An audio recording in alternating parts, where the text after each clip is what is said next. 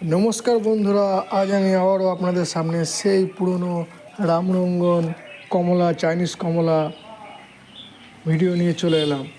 দেখুন বন্ধুরা, এই রামরঙ্গন চাইনিজ কমলা খুব ভালো একটা ভ্যারাইটি।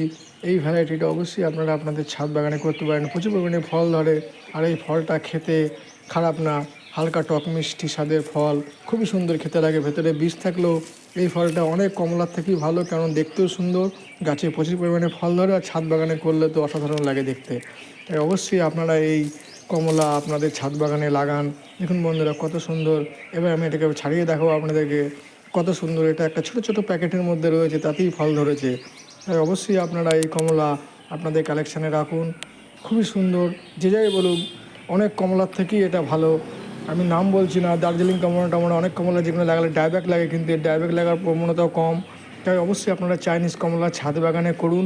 প্রচুর পরিমাণে কম যত্নে প্রচুর পরিমাণে ফল দেয়।